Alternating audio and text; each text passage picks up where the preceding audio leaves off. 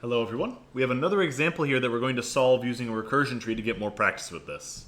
So we are going to analyze this problem using a recursion tree. Analyze with recursion tree.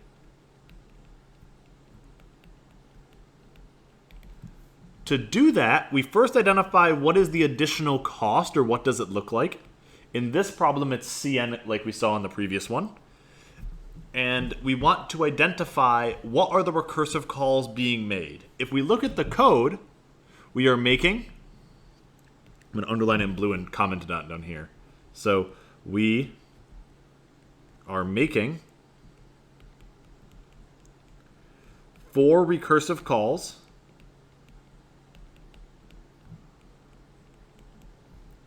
of size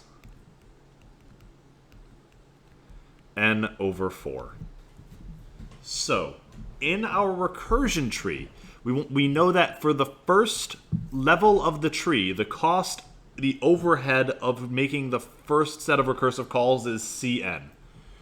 We also know that we need to compute 4 recursive calls, each of size n over 4.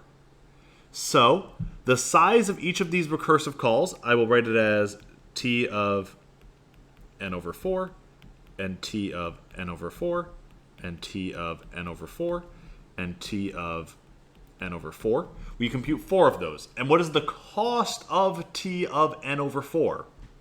The cost of each of those is Cn over 4, plugging n over 4 into the additional cost.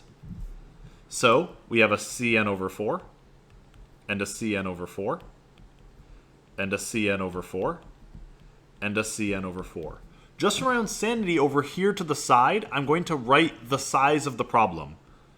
The size here is n. The size at this level was n over 4.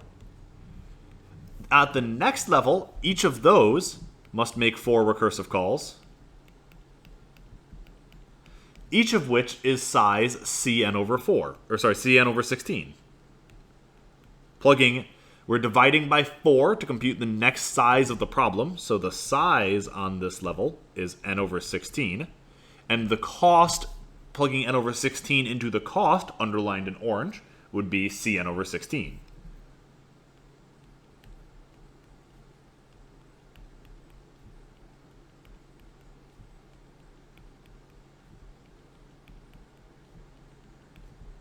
So we get a bunch of copies of Cn over 16. And just for completeness, for this problem, we're going to write down all of them. All 16 copies. And each of those would make 4 recursive calls. Until eventually, each of them would eventually terminate by reaching the base case.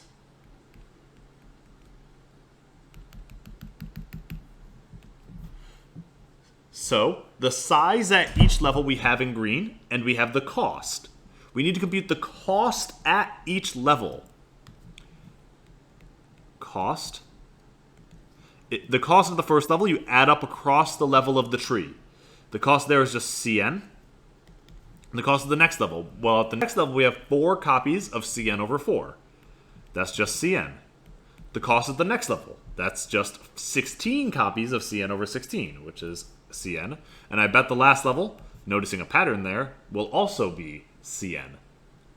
So we have the cost at each level, we have the size of the problem, and now we need to compute the height of the tree.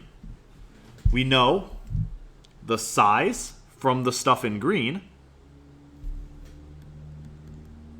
size at level I, is n over 4 to the I. Where did we get that? Well, we had n over 4, n over 16, and we're getting the size by continually dividing by 4. So it's n over 4 to the I. To compute the height,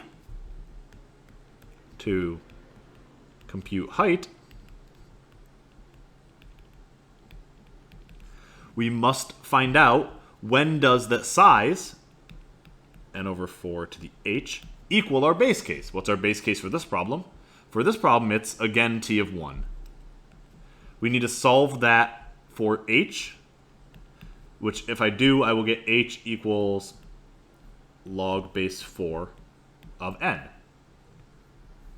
So, the total runtime, t of n, is equal to cn plus cn plus cn plus a bunch of copies of cn. The cn's coming from the cost at each level. These cn's are cost at level. How many copies of cn do I have? Well, I have h copies of them. So I have log base 4 of n copies. Or maybe we'll say terms for a more technical description. So, t of n is equal to cn times the number of copies, which is log base 4 of n. And hey, look, this one is in t of n is in theta of n log n.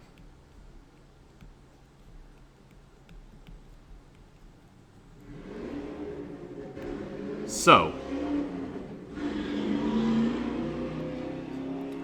for any recursion tree problem, we have a couple of things we need to do. We need to draw the tree. We need to know the size of the problem at each level and the cost at each level. So that's all we have to do for a problem like this. The size, the cost, and we must also visualize the tree. We then add up the cost at each level and see what we get. That's it. So for this problem, it was relatively straightforward. It's in fact very similar to our previous problem that we did.